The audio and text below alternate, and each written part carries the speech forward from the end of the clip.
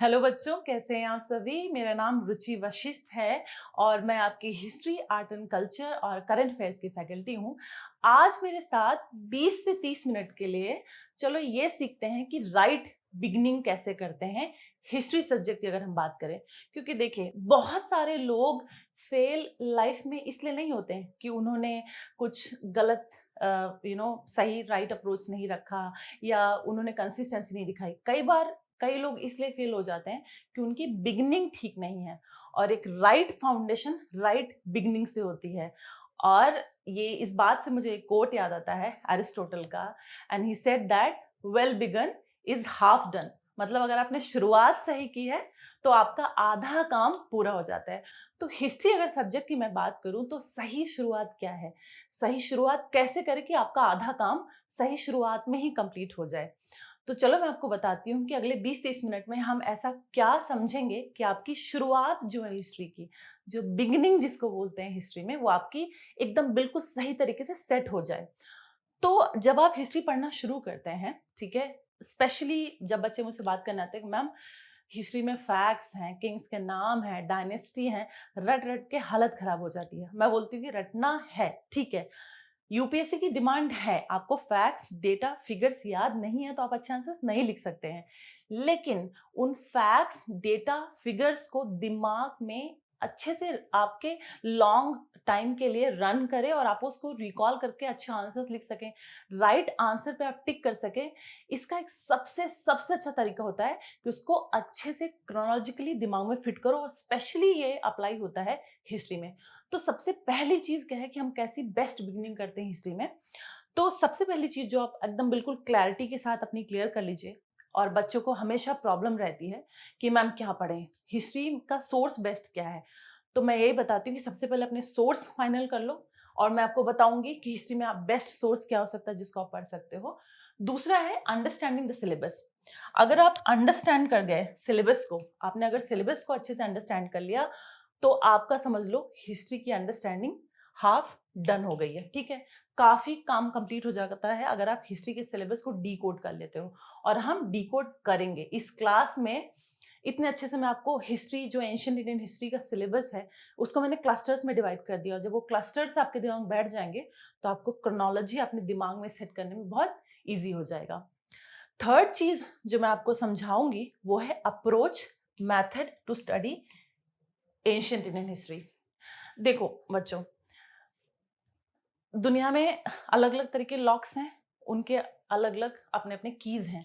जैसे हर लॉक का एक की होता है ना, वैसे ही जितने भी जनरल स्टडीज के सब्जेक्ट हैं यूपीएससी में, एक सब्जेक्ट एक लॉक की तरह है और उसके अपने की हैं। अगर सही की का इस्तेमाल करके आप लॉक खोलते हैं तो फट से लॉक खुल जाएगा।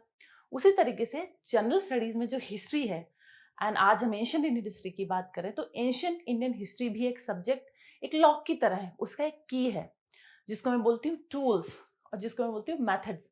वो टूल, वो मेथड क्या है जिसको आपको समझ के एंशिएंट इंडियन हिस्ट्री पढ़नी है, और उससे आपकी जर्नी और आपकी इंटरेस्ट, आपकी जो अंडरस्टैंडिंग है वो एंशिएंट इंडियन हिस्ट्री की और बेहतर हो सकती है, वो डिस्कस करेंगे। देन बहुत इंपॉर्टेंट जो है, बच्चों को अक्सर प्रॉब्लम होती है टाइमलाइन। टाइमलाइन के बारे में बच्चे आते हैं, मैम बीसी, बीसीई, एडीसीई ये क्या है। अगर बता रहे हैं कि भाई this particular period corresponds to 3500 years ago, और this particular period belongs from 8th century BC to 18th century BCE, what does it mean. भाई कब से कब था, कि बीसी क्या है, कभी बीसी लिख देते हैं, कभी बीसीई लिख देते हैं, कभी एडी लिख देते हैं, कभी सीई लिख देते हैं। तो ये क्या है, इनका मीनिंग क्या है, इनको कैसे समझना है, जिससे आप जब क्रोनोलॉजी हिस्ट्री के पढ़ें तो आपको दिमाग में आसानी से बैठ जाए। तो हम टाइमलाइन समझेंगे अच्छे से। और ये पहला टास्क है जब आप हिस्ट्री पढ़ना शुरू करते हो, तो ये आपका बिगनिंग है। बिगनिंग आप अगर आपने अच्छे से सेट कर ली, जैसा कि मैंने कहा well begun is half done, तो आपका आधा काम कंप्लीट हो जाएगा पहले दिन, अगर सही बिगनिंग, सही टोन आपने सेट कर लिया हिस्ट्री में। दूसरी चीज है दूसरी चीज है कि ये बहुत इंपॉर्टेंट है कि आप पीवाईक्यूज देखें। जब एक बार आप अपने बुक को, जो मैं सोर्स बताऊंगी, जब इस सोर्स को आप अच्छे से एक बार कर लेंगे, तो आपको बहुत इजी हो जाएगा, मतलब जब आप सोर्सेज पढ़ लेंगे तो मैं नेक्स्ट चीज बताऊंगी कि आप नेक्स्ट क्या करो कि सिलेबस देख लो। ठीक है, एक बार आपने नॉवल या एकदम बिल्कुल स्टोरी बुक की तरह आपने पूरी किताब पढ़ ली इन अगो, जैसे मैंने क्लस्टर्स बना के बताऊंगी, क्लस्टर्स बना के जब आप पढ़ोगे तो उसे इन अगो एक बार सोर्स पढ़ने के बाद आप सीधा आ जाओ पीवाईक्यू। पीवाईक्यू, आप पीवाईक्यू जब देखोगे, ठीक है, तो आपको यूपीएससी यूपीएससी किस तरीके से हिस्ट्री में क्वेश्चन पूछता है, कितने डेप्थ तक पूछता है, किस टॉपिक से क्वेश्चंस ज्यादा पूछता है, कहाँ पे हमें ज्यादा फोकस करना है, कहाँ ज्यादा एम्फेसाइज करना है क्योंकि वहां से क्वेश्चंस आएंगे, और कहाँ हम थोड़ा बहुत सिर्फ कनेक्शन बिल्ड करने के लिए हम उसको एक फ्लो में पढ़ के आगे बढ़ जाएंगे। तो ये है, ये समझ है। अगर आपने डे वन जब हिस्ट्री स्टार्ट कर रहे हो पढ़ना, तो डे वन अगर एंशियंट इंडियन हिस्ट्री के लिए आपने ये काम कर लिया तो आपकी बिगिनिंग बहुत अच्छी हो जाएगी और आपका आधा काम हिस्ट्री में पहले टाइम पे ही, पहले दिन ही सेट हो जाएगा। और जैसा मैंने कहा, as Aristotle said that a well begun is half done, आपका आधा काम पूरा हो जाएगा। तो चलो फिर वन बाय वन सीखते हैं और समझते हैं कि क्या है सही बिगिनिंग, क्या है आपको सही बिगिनिंग के लिए करना क्या है। तो सही बिगिनिंग के लिए सबसे पहले आपको अपने सोर्स हिस्ट्री के फाइनलाइज करना है। Source of ancient Indian history क्या होना चाहिए। देखो, अलग अलग मेंटर्स, अलग अलग एजुकेटर्स, अलग अलग टीचर्स आपको अपने अपने सोर्सेज बताएंगे। कोई ये बताता है कि एंशियंट इंडियन हिस्ट्री और अर्ली मिडियल इंडियन हिस्ट्री के लिए आप उपिंदर सिंह पढ़ो। आपको पता है उपिंदर सिंह कितनी थिक बुक है? उपिंदर सिंह बहुत थिक बुक है, ठीक है। और इतनी थिक बुक पढ़ के 2 क्वेश्चन लगाना is sheer waste of time. I do not recommend this. What I recommend is always read the do the doable, do the doable, वही करो जितना कर सकते हो, और वही करो जो हमेशा के लिए ऑथेंटिक हो और कभी आपको फेल ना करे। तो क्या है ऐसा सोर्स? वो सोर्स है एनसीईआरटी। एनसीईआरटी, एनसीईआरटी में आपको क्या पढ़ना चाहिए, कौन सी बुक एनसीईआरटी की पढ़नी है, मैं आपको ये बताना चाहती हूँ। तो एनसीईआरटी में सबसे पहली चीज, एक ओल्ड एनसीईआरटी है, एक न्यू एनसीईआरटी है, ठीक है। अब ये पता नहीं क्यों बच्चों को बार बार बताना पड़ता है, लेकिन वो समझ नहीं पाते हैं। सिर्फ आपको जाना है शॉप पे और बोलना है कि मैम सर हमको ये वाली बुक चाहिए। तो जैसे ही आप उनको बोलोगे कि मुझे ओल्ड एनसीईआरटी चाहिए, एंशियंट इंडियन हिस्ट्री के लिए ऑफ आर.एस. शर्मा, तो आपको ये बुक मिल जाएगी, ठीक है। इस बुक में बहुत अच्छे से क्रोनोलॉजिकली समझाया गया है और बहुत अच्छी बुक है, मुझे बहुत पसंद है, और हिस्ट्री, एंशियंट इंडियन हिस्ट्री बहुत अच्छे से कवर हो जाती है। So please take this book old NCERT by R S. Sharma, ठीक है, एंशियंट इंडियन हिस्ट्री के लिए, और पढ़ना स्टार्ट कर दीजिए। नेक्स्ट चीज, जो सोर्स तो बता दिया, सोर्सेज में बहुत सारी चीजें हैं, आर पास्ट है, थीम्स इन इंडियन हिस्ट्री है। जैसे अगर कोई बोले कि अगर आप क्या क्वेश्चन हो कि मैम आर पास्ट क्यों नहीं, आर पास्ट क्यों नहीं, आर पास्ट भी तो है, नई एनसीईआरटी क्यों नहीं पढ़नी है। नई एनसीईआरटी में जो मुझे प्रॉब्लम लगती है वो ये है कि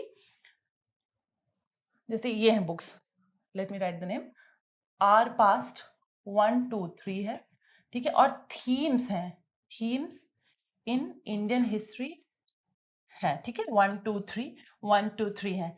प्रॉब्लम इसमें क्या है कि काफी जैसे हैप्जर्ड लगती हैं, ठीक है, हैप्जर्ड लगती है, और थोड़ी इन्फॉर्मेशन पास्ट 1 में है, फिर थोड़ी और ज्यादा इन्फॉर्मेशन 3 में है, फिर सेकंड में है, ऐसे बढ़ता है, लेकिन क्रोनोलॉजी दिमाग में सेट नहीं हो पाता है। So I recommend as an educator, this is my personal opinion, it has help a lot of students. Previous batch में कुछ बच्चों को मैंने पढ़ाया था, हिस्ट्री उनकी बहुत अच्छे से हुई थी। इस बार काफी क्वेश्चन 25 में हिस्ट्री से आए, ऑलमोस्ट 15 क्वेश्चन आए हैं, उन बच्चों के बहुत कंफर्टेबली क्वेश्चन हो गए।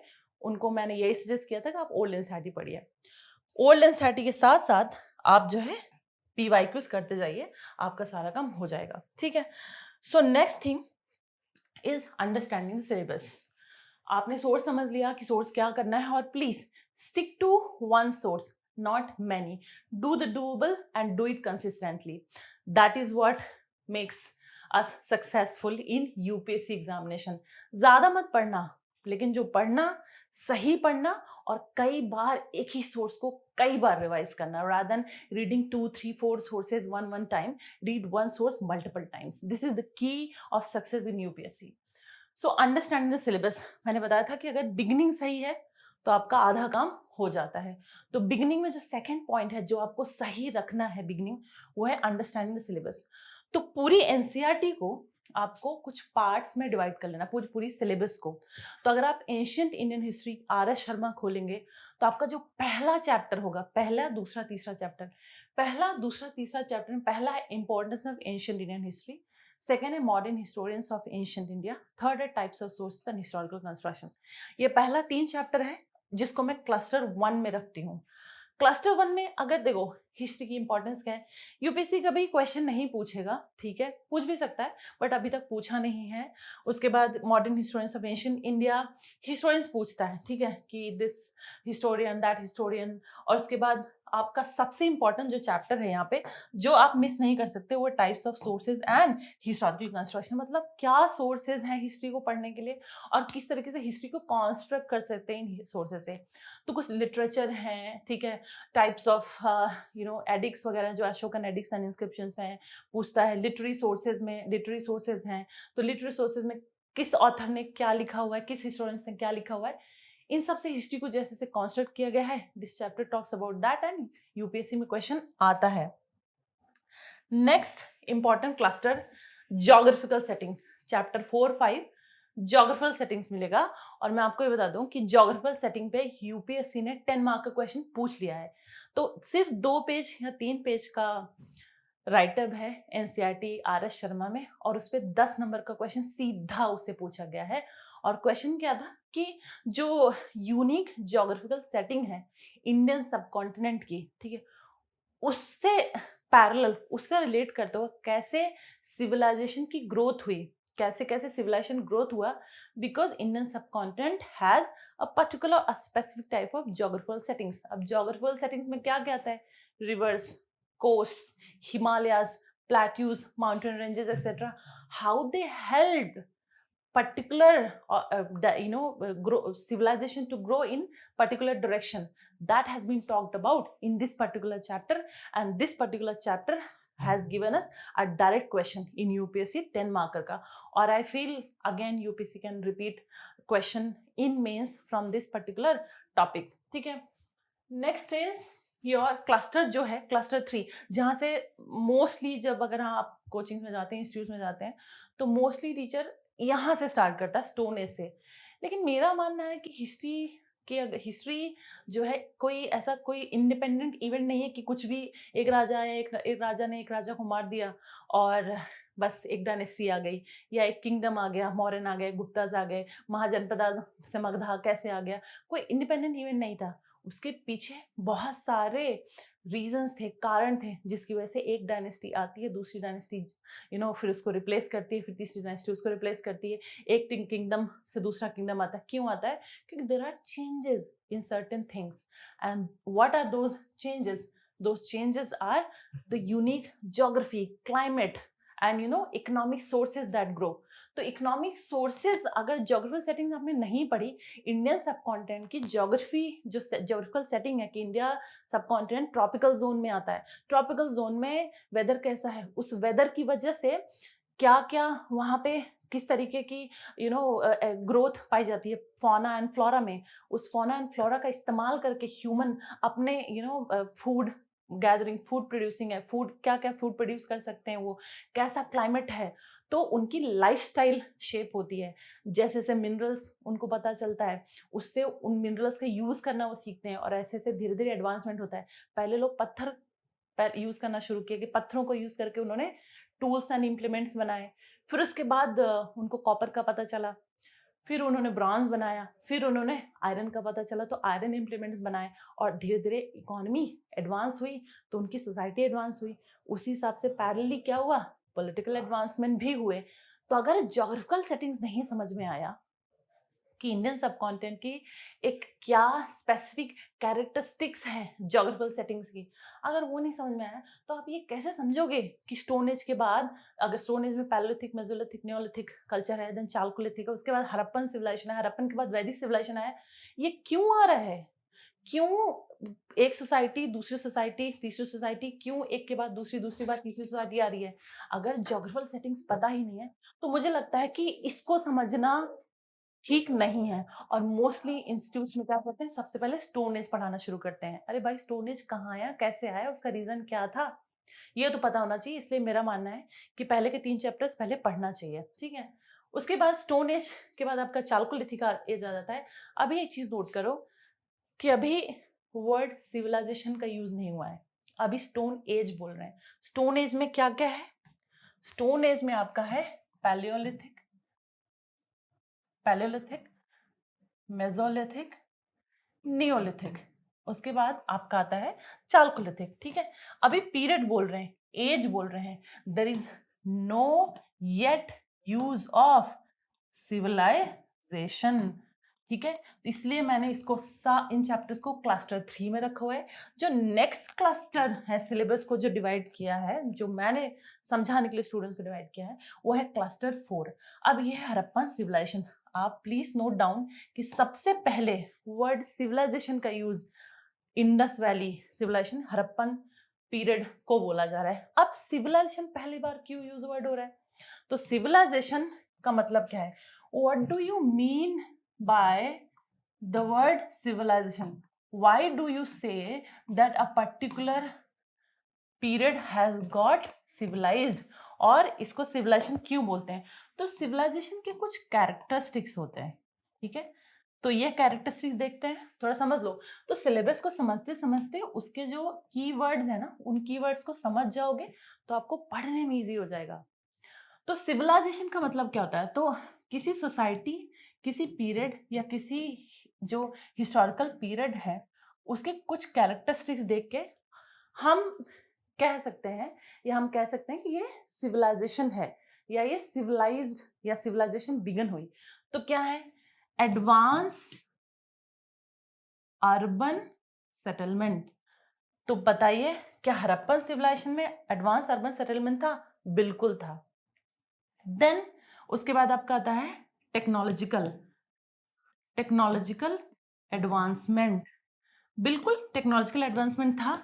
अगर मोहनजोदारो में, मोहनजोदारो साइट है, मोहनजोदारो में डांसिंग गर्ल, जो डांसिंग गर्ल की स्टैचू है, अगर आप उसको देखेंगे, उसमें उनकी जो मूर्ति कला है, मूर्ति बनाने की कला है, वो क्लियरली बहुत विजिबल दिखता है। तो इसका मतलब यस, हड़प्पन जो पीरियड था that has technological advancement. Then economy की बात करें, इकोनॉमिकली भी एडवांस है। And then another is spiritual and religious fair, भी काफी डिस्टिंक्ट और यूनिक होता है। कैसे? इकोनॉमी की अगर हम बात करें तो yes, they were involve in trade, trade and commerce. और इनके ये कैसे पता चलता है? सील्स से, सील्स, उनके सील्स से जिसे वो एक्सचेंज करते थे, सील्स। तो अलग अलग जगह हड़प्पन पीरियड के टाइम के सील्स पाए गए हैं, उससे पता चलता है कि इनकी इकोनॉमी काफी फ्लरिशिंग थी। तो yes, there was economic advancement. Next हम देखते हैं स्पिरिचुअलिटी एंड रिलीजियस स्फेयर, भी काफी डिस्टिंक्ट होता है, distinct spiritual and religious life. कैसे पता चलता है? सील्स की अगर आप देखो, आप अगर सील्स देखो, ठीक है, हड़प्पन सिविलाइजेशन की सील्स पे पशुपति शिवा, पशुपति, पशुपति सील्स है। तो यस, एंड मदर गॉडेस, उनके मदर गॉडेस है, देयर इज अ स्टैच्यू, ठीक है, उसमें उनके वूम से प्लांट निकल रहा है। तो historians say that they worshipped nature, you know, and that is a symbol of fertility. तो दे maybe worshipped the mother earth, so that is the symbol. So yes, they had distinct spiritual and religious sphere. Yes, that is found in Harappan. Next is written writing system, writing system, writing. Yes, Harappan civilization, Harappan period people had a distinct way of writing. They had their own script. Yes, till now the script has of Harappan civilization, Harappan period has not been deciphered yet, but we know that they had distinct writing style. So all these character features are present in Harappan people, Harappan period. ठीक है, that is why we have first time used the word civilization for a particular period of history. इससे पहले हमने civilization का word use नहीं किया है. तो क्लस्टर 4 में हमने सिलेबस में रखा हरप्पन सिविलाइजेशन को. नेक्स्ट जो क्लस्टर है उसमें क्लस्टर 5 में वैदिक पीरियड और जैनिज्म बुद्धिज्म. यूपीएससी बहुत ज्यादा जैनिज्म और बुद्धिज्म से क्वेश्चन पूछता है. वैदिक पीरियड क्या हुआ? स्टोन एज में अभी तक क्या स्टोन के बने हुए टूल्स एंड इम्प्लीमेंट्स यूज हो रहे थे. वैदिक पीरियड आते आते हरप्पन सिविलाइजेशन में उनको कॉपर ब्रॉन्ज बनाना सीख गए थे, कॉपर और टिन मिला के. अब वैदिक पीरियड में for the first time now people has got advancement in their understanding of the metal. Now they have got to know about iron. ठीक है, तो अब धीरे धीरे तो आयरन एज, उसके बाद आता है आपका नेक्स्ट, और इसी के साथ साथ आप जैनिज्म बुद्धिज्म पढ़ लीजिए around 5th and 6th century. ठीक है, नेक्स्ट क्लस्टर जो है आपका महाजनपदा. एंड महाजनपदा में बहुत सारी डायनेस्टी है. डायनेस्टी में जो किंग्स हैं उनको क्रोनोलॉजिकली सेट करने के लिए पूछता है यूपीएससी. तो आपको महाजनपदास में 16 महाजनपदास थे. ठीक है, 16 महाजनपदास में कुछ डायनेस्टीज थी, और इन सब डायनेस्टीज में एक डायनेस्टी जो जाकर के बहुत बड़ा किंगडम बनाती है वो है मगधन डायनेस्टी. तो मगधा डायनेस्टी, मगधा किंगडम को थोड़ा डिटेल में पढ़ते हैं हम. ठीक है, तो this is your cluster 6. Cluster 7 में मैंने रखा आपका Mauryas.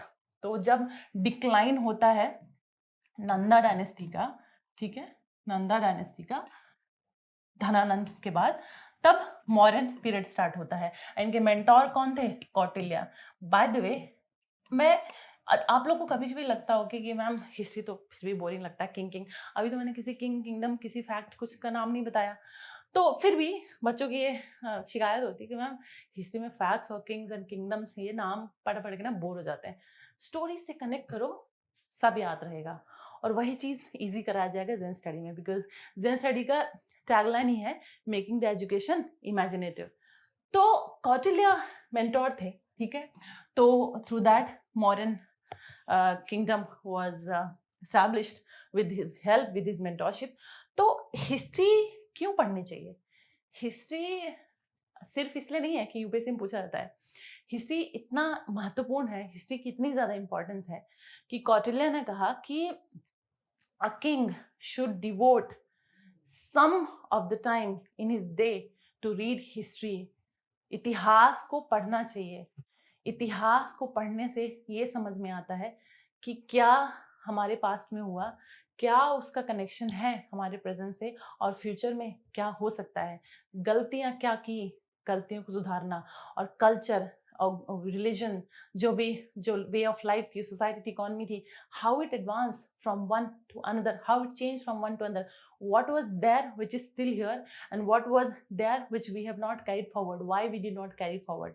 We understand this. When we understand this, humans जो brain की faculty होती है, जो brain होता है हमारा, that becomes more evolved.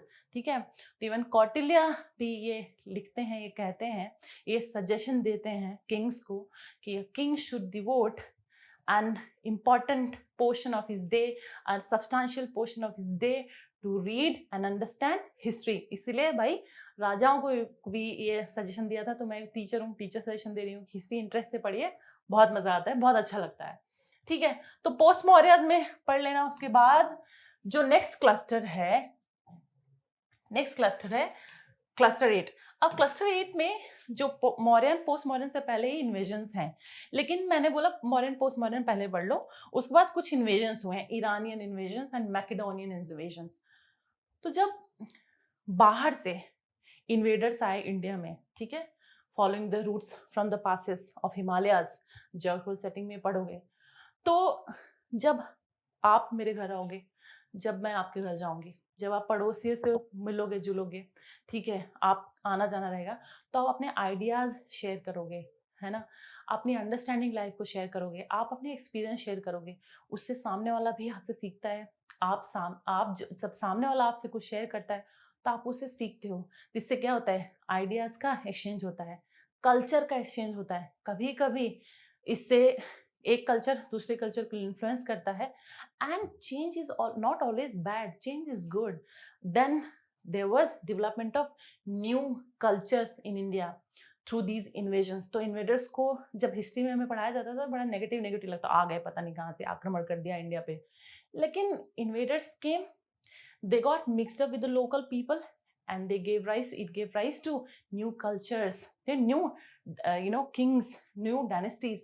आप इसमें देखो तो इन्वेडर्स जब आए थे ईरानियन मैकेडोनियन, तो उसका इम्पैक्ट क्या हुआ था, Sakas, then Parthians, then Kushans, these dynasties, these kings, these they came up, ठीक है, and new culture, it gave rise to new culture, new ideas, new societal structure, new system of governance, ठीक है।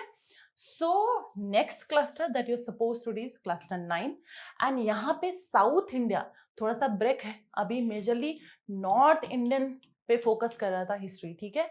अब पैरेलली जो north India के major regions में हो रहा था, साउथ में भी तो कुछ इवेंट्स हो रहे होंगे, पीरियड डेवलपमेंट हो रहा होगा। वो क्या था, वो था पैरेलल जो चल रहा था मौर्य एंड पोस्ट मौर्य के साथ साथ कॉन्फ्लिक्ट चल रहा था, किसके किसके बीच, पल्लवास एंड चालुक्यास के बीच। So there were two kingdoms or two dynasties and they were having conflict. वो डिटेल में पढ़ोगे तो प्लीज मार्क दिस ऑल्सो कि पल्लवास एंड चालुक्यास में चल रहा था कॉन्फ्लिक्ट। और हम पैरेलल बात करें, नॉर्थ इंडिया में ये सब चल रहा है, वहां पे ब्रेक नहीं हुआ, कैसा नहीं, वो खत्म हो गया उसके बाद ये सब चल रहा है फिर दूसरा शुरू हो जाएगा, नहीं, ये सब चल रहा था। पैरेलली साउथ इंडिया में ये इवेंट्स हो रहे थे। उसके साथ साथ और क्या हो रहा था, सतवानास पीरियड एग्जिस्ट कर रहा था। दे वर द ब्राह्मण किंग्स, ठीक है, ब्राह्मण रूलर्स, ठीक है, दे were not Kshatriyas. So सतवानास period चल रहा था। और इसमें क्या करना है, ऐसा नहीं कि ब्रेक है फ्लो में, सिर्फ याद रखो कि भाई अगर जम्मू एंड कश्मीर में, महाराष्ट्र में कुछ 2025 में हो, ठीक है, take this like this, understand this way that we are reading about 2025 में जम्मू एंड कश्मीर चले जाओ, हिमाचल प्रदेश, उत्तराखंड पकड़ लो, नॉर्थ बिहार यूपी सब पकड़ लो, नॉर्थ इंडिया एक तरीके से पकड़ लो, फिर नीचे आ जाओ सेंट्रल इंडिया, मिडिल इंडिया है, उसके बाद और नीचे साउथ इंडिया है। 2025 में जम्मू एंड कश्मीर भी एग्जिस्ट कर रहा है, north India, UP, Bihar, MP, Uttarakhand, Himachal Pradesh भी है, उसका भी चल रहा है। नीचे और डीप साउथ में तमिलनाडु है, आंध्र प्रदेश है, केरला है, ठीक है, ये सब है। तो इन सब की भी हिस्ट्री साथ में चल रही। तो ऐसा तो है नहीं कि मैं नॉर्थ इंडिया के बारे में पढ़ रही तो साउथ इंडिया में कुछ हो ही नहीं रहा है। नॉर्थ इंडिया में चीज़ें हो रही हैं, इवेंट्स अनफोल्ड हो रहे हैं, साथ साथ में साउथ इंडिया में भी तो डेवलपमेंट हो रहा है। It was part of one Indian सब कॉन्टिनेंट ओनली, ठीक है, वन रीजन ओनली। सो जब मॉडर्न पोस्ट मॉडर्न पढ़ रहे हैं तो उसके साथ साथ जब इन्वेजन्स वगैरह हो रहे हैं उसको पढ़ लिया, तो उसके साथ साथ ये याद रखना कि साउथ इंडिया में भी हिस्टोरिकल डेवलपमेंट्स हो रहे थे। And what was that was Satavahanas period and conflict between Pallavas and Chalukyas. So keeping this mind, वापस अब चले जाओ नॉर्थ इंडिया में। तो मौर्यस पढ़ा, पोस्ट मौर्यस पढ़ा, ठीक है, उसके बाद इन्वेजन्स पढ़े हमने, इन्वेजन्स के थ्रू न्यू कल्चरल कुछ डेवलपमेंट हुआ, न्यू किंग्स आए, ठीक है, न्यू डायनेस्टीज आई, क्या आई, सकाज पढ़ा हमने, ठीक है, पार्थियंस पढ़ा, उसके बाद कुशान्स के बारे में हमने सुना। उसके बाद आप वापस मौर्यन पोस्ट मौर्यन के बाद गुप्ताज आते हैं। गुप्ताज के बाद कौन है, हर्षद। तो इनको एक क्लस्टर में रखो, ठीक है, एक क्लस्टर में रखो। नेक्स्ट क्लस्टर जो है वो क्या है, क्लस्टर 11। अब हमने किंग्स सब पढ़ लिए। नेक्स्ट जो है क्लस्टर वो है आपका फिलॉसफी, यूपीएससी का फेवरेट टॉपिक फिलॉसफी। तो 6 स्कूल्स ऑफ फिलॉसफी, ठीक है, हेटेरोडॉक्स, ऑर्थोडॉक्स स्कूल्स फिलॉसफी, ये सब बहुत इंपॉर्टेंट चैप्टर है, इसको एक क्लस्टर में रखो। Then sequence of social change, की social change through historical events जो है इंडियन सब कॉन्टिनेंट में वो कैसा था, क्या सीक्वेंस था, ये है। और उसके बाद legacy in science and technology, science and technology में क्या डेवलपमेंट था, सोशल संहिता, देन आपका चरक हो गए, तो क्या कैसे सब चीज़ें रहीं, तो कैसे आर्यभट्टा हो गए, the discovery of various things, and metallurgy में एडवांसमेंट कैसा था, ऑल दिस थिंग्स। तो keep all this in one cluster, that is cluster 11. So that is how I classify और मैं सिलेबस को एंशिएंट इंडियन हिस्ट्री के एक क्लस्टर में रखना समझती हूँ कि ऐसे रखना चाहिए, और इस तरीके से आप अप्रोच करोगे तो सिलेबस को दिमाग में रखने में ईजी हो जाएगा। Next things, ancient Indian history पढ़ने के, एआईएस पढ़ने का टूल है। तो वो टूल क्या है? वो टूल बहुत इंपॉर्टेंट है, की है, ठीक है। अगर मैं बोलूं कि history, if history is a lock, then what is the key that opens the lock? Key, what is the tool, ठीक है, that opens the lock that history as a subject is. So yes, let us let us find out the tool and technique कि कैसे ancient history over the various period दिमाग में रखना, कैसे बदलाव हो कैसे रहा है। तो अगर मैं बात करूं स्टोन एज की, ठीक है, स्टोन एज सबसे पहले स्टोन एज है, ठीक है, पीरियड में। स्टोन एज के बाद आपका क्या आ जाता है, इसमें चालुक्लिथिक पीरियड रख लो, फिर आपका आता है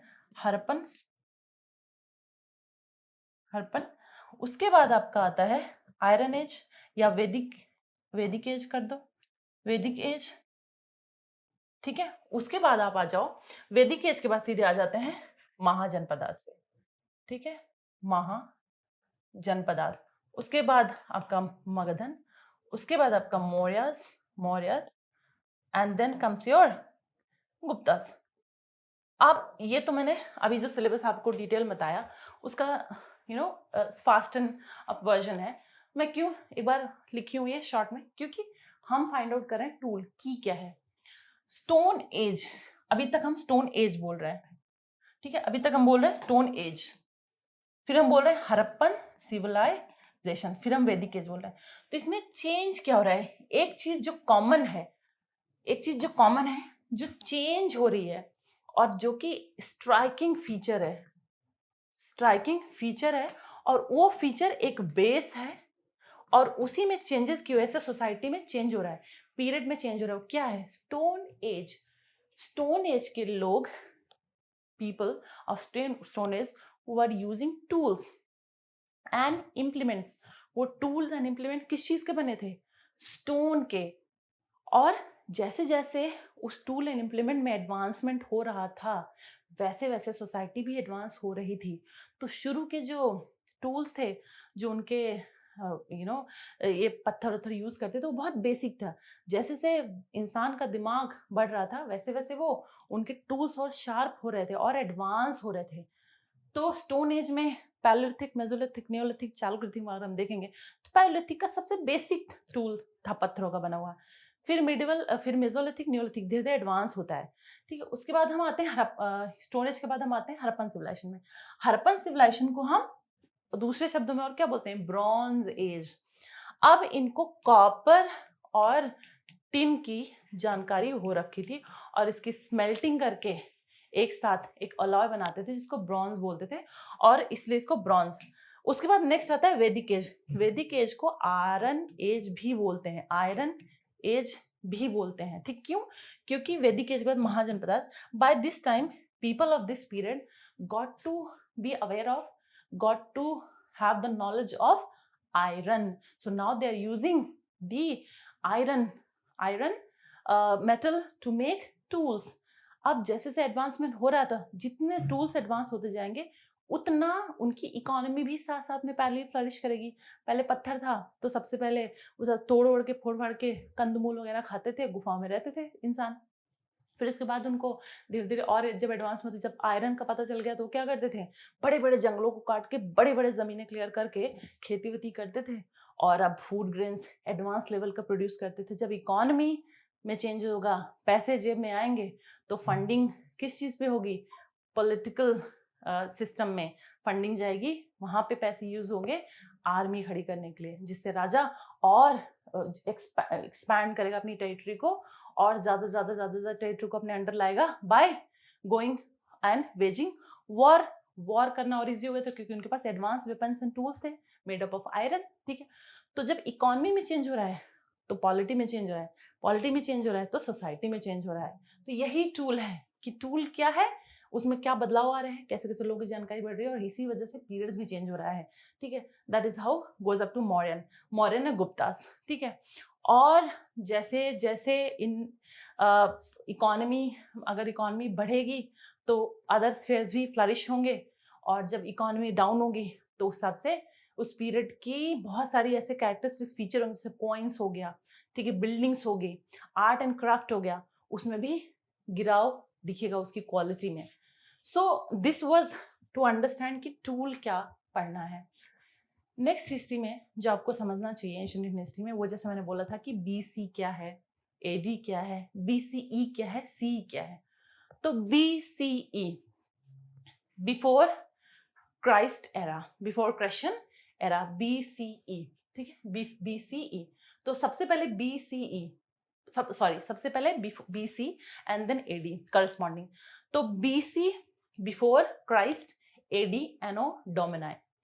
तो पहला जो क्लासिफिकेशन था, आप जैसे भाई पता होना चाहिए कि 2025 में हम हैं या 24 में हैं। आज से हम 3500 साल पहले की बात करें तो उसको एक 2025 बोल रहे हैं, तो क्या है।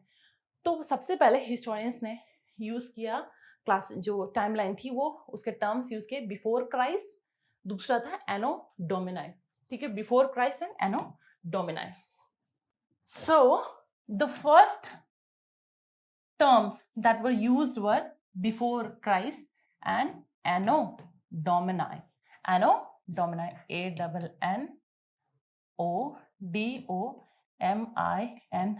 Anno Domini, and this was before Christ. इसको पहले समझ लेते हैं, और इसके साथ फिर प्रॉब्लम क्या हुई लोगों को, जिसकी वजह से नया टर्म यूज करने लगे। तो ये इसको रख लो 0, ठीक है। तो 0 क्या था, 0 उस ईयर को मान लिया गया जिसमें जीसस क्राइस्ट का बर्थ हुआ था। तो जिस साल जीसस क्राइस्ट पैदा हुए थे उस साल को रेफरेंस पॉइंट लिया गया और इसको 0 कर दिया गया, ठीक है। तो 0 से आगे, अगर 0 से पीछे जाएंगे तो क्या हो जाएगा, साल घटते जाएंगे। जैसे यहाँ पे +1, ठीक है, +2, 100, 200, 300, 400, अभी 2025 चल रहा है। तो अगर हम बात करें 20, जैसे यहाँ क्या हुआ, 1 AD, 2 AD, 3 AD, 4 AD, 5 AD। अच्छा, एनो डोमिनाई का मतलब होता है in the year of Lord. तो लॉर्ड आ गए हैं, इसके बाद लॉर्ड है, तो इसमें in the year of Lord. ये क्या है, ये क्राइस्ट के पहले के साल है, क्राइस्ट के पहले के हैं, जिसको बोलते हैं बिफोर क्राइस्ट। तो यहाँ पे क्या होगा, 1 BC, ठीक है, यहाँ पे ऐसे 1000 BC, ठीक है। उसके बाद यहाँ इधर जाओगे तो बढ़ेगा, इधर आओगे तो बढ़ेगा, ठीक है। तो 1 BC, 2 BC, 100 BC, 400 BC, 300 BC, 3500 BC, ठीक है। इस तरीके से देखते हैं। तो एनो डोमिनाई। अब जैसे 2025 है तो 2025 को आप लिख सकते हैं 25 AD, ठीक है, स्टार्टिंग विद 180, 280, हम 2025 AD में हैं, ठीक है। लेकिन प्रॉब्लम क्या हुई बिफोर क्राइस्ट, इस क्लासिफिकेशन के साथ, इस टाइमलाइन के साथ, इस टर्म के साथ प्रॉब्लम क्या हुई, लोगों ने बोला ये सेक्युलर नहीं है, ये सेक्युलर नहीं है, रिलीजियस न्यूट्रल नहीं, हमें कोई सेक्युलर टर्म दीजिए। तब लोगों ने लाए before common era, common era. तो एडी की जगह कॉमन एरा, बीसी की जगह बीसी, बिफोर कॉमन एरा। तो this is common era, before common era, and same बिल्कुल यही है, ठीक है। तो इस तरीके से आप अब 2025 हम जिस साल में अभी हैं, चाहे इसको 25 AD लिखो, चाहे 2025 C लिखो। तो टाइमलाइन समझ लो, इसलिए मैंने समझा लिया क्योंकि बार बार किताबों में टाइमलाइन का मेंशन आता है और हम बार बार भूल जाते हैं। So you can see the picture and this is what I explained. Importance of PYQs, तो सही तरीके से बिगिन करें एंशिएंट इंडियन हिस्ट्री के लिए। ये इंपॉर्टेंट है कि आप जब एक बार RS शर्मा को एक पहली रीडिंग बिल्कुल नॉवल की तरह करना, जैसे किताब पढ़ते हैं ना, बिल्कुल वैसे ही नॉवल नॉवल नॉवल पढ़ी होगी। नॉवल में जब आप नॉवल पढ़ना शुरू करते हो तो ये प्रेशर नहीं होता है कि मुझे याद रखना है, तो इतना कैप्टिवेटिंग लगता है, इंटरेस्टिंग लगता है, स्टोरी की तरह हम पढ़ के खत्म कर देते हैं, और कुछ कुछ चीज़ें हमें याद भी रहती हैं, मज़ा भी आता है। उसी तरीके से जब आप एंशिएंट हिस्ट्री की बुक पढ़ोगे RS शर्मा की, आप बिल्कुल स्टोरी की तरह पढ़ना, जैसे कहानी नॉवल कोई पढ़ रहे हो, बिना किसी प्रेशर के कि आपको याद रखना है। बस आप इस इंटरेस्ट से पढ़ना कि मुझे अपना पास्ट जानना है। सोचो अगर आप आपकी मम्मी बोली चलो तुम्हारे फ्रॉम द कंसेप्शन, जब मैंने आपको कंसीव किया से ले करके जब आप पैदा हुए और आप जब तक बड़े हुए, छोटे थे जब 1 साल के थे तो क्या करते थे, कैसे खाते थे, कैसे लड़ते थे, कब किस बात पे रोते थे, क्या गलतियां की आपने पेट में। भाई हाँ ठीक है, mother always feels very happy that when she tells कि how you moved inside the womb. तो अगर माँ आपको बहुत इंटरेस्ट तरीके से आपका वुम में आपकी आपकी आपकी लाइफ के बारे में बताती है, जब 1 साल के थे, 2 साल के थे, 3 साल थे, आप ऐसे चलते थे, ऐसे रोते थे, आपको ये बात बुरा लगता है, बताते हो कितना अच्छा लगता है। पास्ट ही तो है हमारा वो, है ना। तो हिस्ट्री को भी, एंशियंट हिस्ट्री को भी पास्ट की तरह लीजिए आप, ठीक है, और उसको स्टोरी की तरह लो आप। तो जब आप बुक पढ़ना तो समझना कि यार हमारा पास्ट कैसा था, जिस पीरियड में पढ़ रहे हो उस पीरियड में अपने आप को टेलीपैथिकली वहां पे जाकर के छोड़ना, टाइम ट्रैवल कर लेना, ठीक है। आप सका एरा पढ़ रहे हो, स्टोन एज पढ़ रहे हो, स्टोन एज के टाइम पे चले जाना। सोचना कि स्टोन एज के लोगों के पास पत्थर सिर्फ था, उनको नहीं आता था एग्रीकल्चर कैसे करना है, फूड प्रोड्यूस कैसे करना है, खेती बाड़ी कैसे करनी है, कुदाल कैसे चलाना है, फरुआ कैसे चलाना है, ठीक है। उनको बस पता भाई पत्थर है, उसको यूज कर सकते हैं, थोड़ा बहुत आग वाग जलाना सीख गए थे। तो उस टाइम अगर तुम होते तो कैसी लाइफ होती तुम्हारी, कहाँ रहते, कैसे अपने लाइफ को ईजी करते।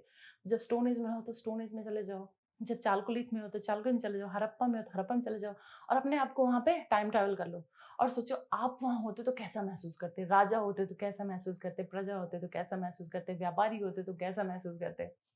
तो इस हिसाब से जब हिस्ट्री पढ़ना तो अपने आप को टाइम ट्रैवल करके वहाँ छोड़ देना और वहाँ ट्रैवल करना, बिल्कुल समझना, स्टोरी की तरह पढ़ना, नॉवेल की तरह पढ़ना, बिना किसी प्रेशर की मुझे याद रखना हाय कौन सा किंग कब आया, कौन सा डायनेस्टी कब आया।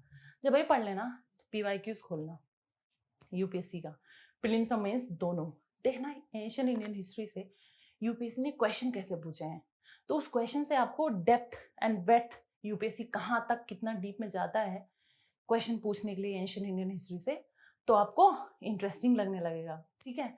तो ये काम कर लो before you start reading too much of history. Beginning बिल्कुल ऐसी करो, बिगिनिंग सेट हो जाएगी तो बस बिल्कुल सब सही हो जाएगा, ठीक है।